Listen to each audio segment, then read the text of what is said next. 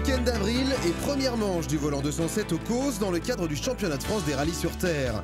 Un nombre d'engagés plus que satisfaisant avec 21 207 RC au départ. On a souhaité un volant 207 qui soit dans la tradition, c'est-à-dire qu'il continue à détecter des jeunes talents, mais aussi rester sur un schéma où on est dans la diversité des surfaces avec de l'asphalte, de la terre, et puis aussi et enfin rester dans un schéma où on continue à promouvoir les meilleurs et à vraiment obtenir les meilleurs. C'est 23 concurrents inscrits, 21 participent à celle-ci. On a déjà les habitués qui continuent à être là, et là de tous âges, donc ça c'est une première satisfaction. La seconde, c'est de voir de nouvelles têtes et de nouveaux entrants. D'autre part, on voit arriver des jeunes filles au volant.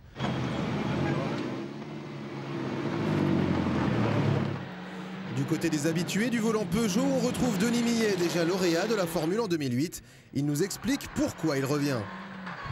Bon, moi la Formule me plaît bien, c'est vrai que rouler sur la terre et sur l'asphalte c'est le top, c'est intéressant.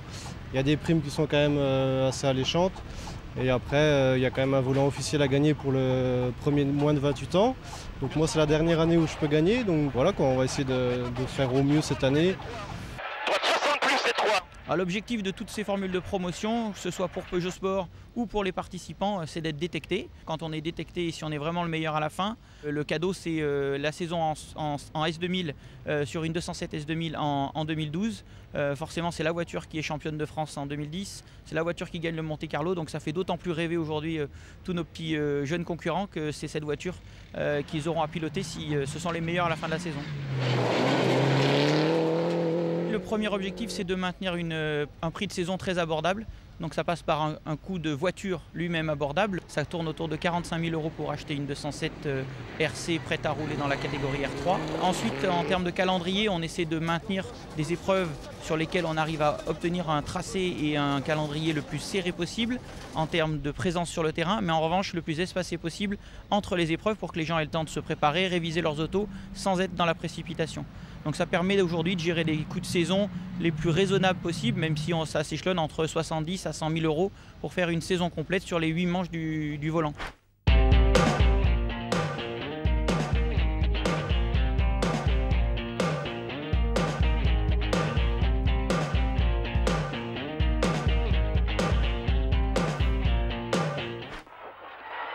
Mètres droite à fond, 70 mètres droite à fond, 50 mètres gauchis pour sommet ok, 50 mètres droite à fond pour droiti. La saison est lancée, place à la course. Une première journée qui tiendra ses promesses avec déjà une bagarre au sommet entre les ténors de la Formule. Après les 4 secteurs chrono de la journée, Germain Bonnefils mène les débats devant Pierre Marché, le vice-champion 2010, malchanceux.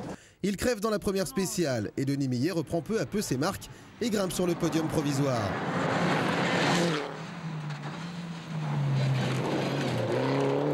Le top 5 se tient en moins de 15 secondes. Il est complété par un solide François-Xavier Blanc et Mathieu Margaillan.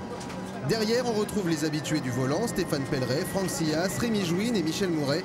À noter, Pierre Marché est malgré tout le meilleur performeur du jour.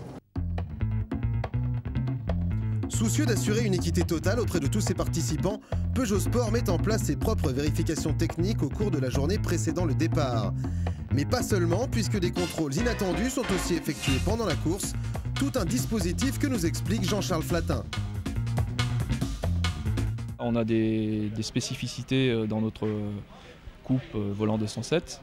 Les contrôles techniques d'avant-rallye, il y a des contrôles inopinés pendant le rallye et des vérifs techniques après le rallye.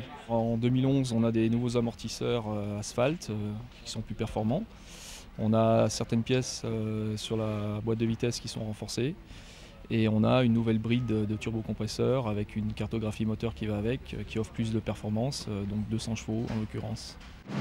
Nous connaissions le père, voici le fils de la famille de Mévius. Guilain arrive cette saison sur le volant 207. Il nous donne les raisons de sa participation. On a eu un contact avec Peugeot Belgique qui nous a demandé de rouler avec la voiture. Donc on s'est dit que si on roulait avec cette voiture-ci, la 207 RC, c'était impératif d'aller essayer de se mesurer aux meilleurs Français avec les voitures égales. En plus, il y a l'apprentissage de la terre qui est quelque chose par lequel je dois passer et par lequel surtout j'ai envie de rouler, j'ai envie de m'essayer sur la terre, j'ai jamais roulé sur la terre. Le choix du volant étaient toutes tracées pour nous parce que c'est très bien organisé, il y a des primes fantastiques, la structure est géniale, donc on n'a pas hésité très longtemps avant de s'engager. Au début de la seconde journée, rien n'est figé et la bataille promet d'être belle. Malheureusement, dès le premier secteur chrono, Pierre Marché doit rendre les armes sur problème mécanique. Alors au ralenti dans la spéciale, sa poussière gêne Denis Millet qui sera déconcentré par la suite, concédant alors sa place à François-Xavier Blanc, nouveau deuxième à l'entame de la dernière boucle. Allez, on se déconcentre pas.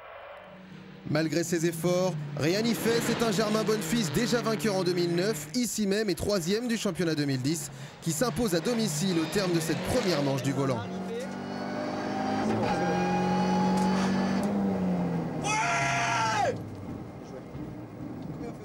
On a su attaquer vraiment au moment qu'il fallait, on a su être performant d'entrée dans la première spéciale, faire les scratchs quand il fallait les faire pour avoir le point du meilleur performeur. Donc on fait une course, je pense, presque irréprochable parce qu'on ne fait aucune erreur.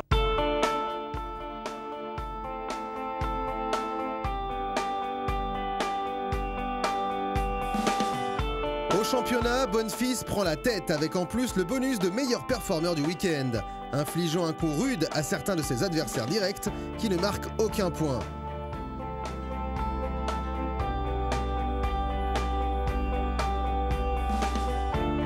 Prochain rendez-vous, le week-end du 12 au 14 mai au Tour de Corse sur asphalte pour la deuxième manche du volant.